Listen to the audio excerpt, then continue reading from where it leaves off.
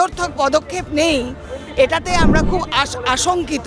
কারণ পড়ুয়াদেরই বা কী হবে, আর যারা চাকরি খোয়ালো তাদেরই বা কী হবে। যারা মারে, যারা চুরি করে, যারা খুনি, তাদেরকেই এখন আড়াল করা হয়।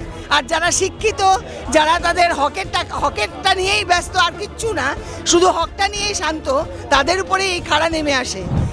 যোগ্য শিক্ষকদের অবিলম্বে তাদের কাজের জায়গায় পাঠাতে হবে, কারণ পড়ুয়ারা কিন্তু ভীষণ সমস্যার মধ্যে আছে। শিক্ষামন্ত্রী জানে যে অযোগ্যরাও চাকরি পেয়েছে, তাহলে এই সমস্ত কথার কোনো মূল্য নেই।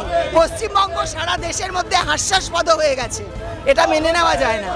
চুরি করলো কে? অযোগ্যরা। তুমি তো শিক্ষক নই, তার মানে আমরা শিক্ষক হওয়ার যোগ্য ছিলাম না। তা যাদের শিক্ষক হওয়ার যোগ্যতা নেই, তারা কি করে চাকরি পেল?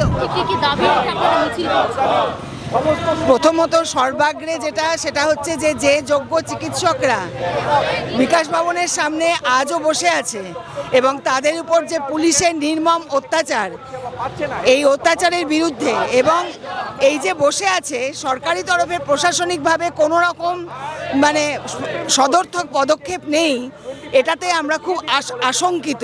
কারণ পড়ুয়াদেরই বা কী হবে, আর যারা চাকরি খোয়ালো তাদেরই বা কী হবে।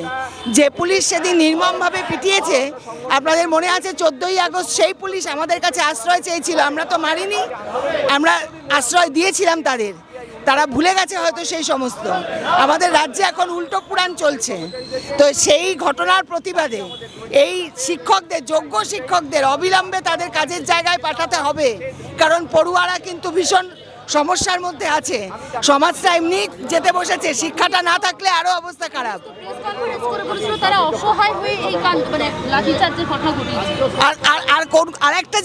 আরেকটা ঘটনা দেখাতে পারবে অসহায় হয়ে মানুষকে এইভাবে বেধড়ক মেরেছে? এরকম আরেকটা ঘটনা পুলিশ দেখাতে পারবে? এই জন্যই বললাম উল্টো পুরাণ চলছে। যারা মারে, যারা চুরি করে, যারা খুনি, তাদেরকেই এখন আড়াল করা হয়।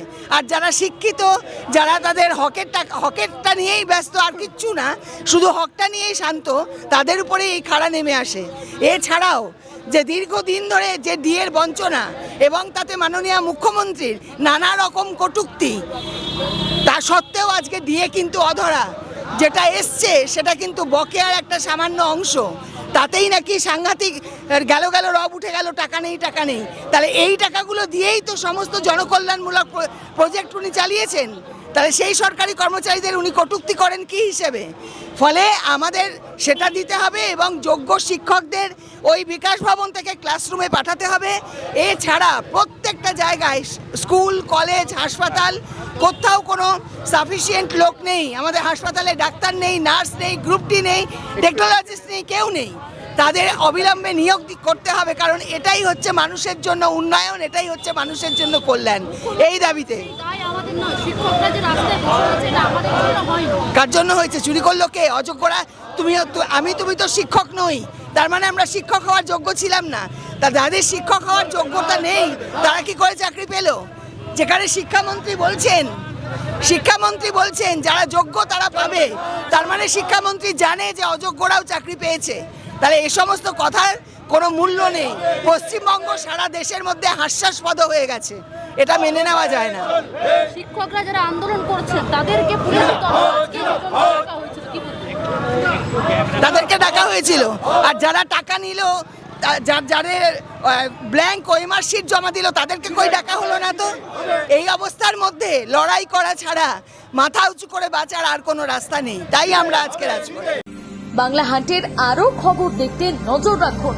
বাংলা খবর মানেই বাংলা হান্ট।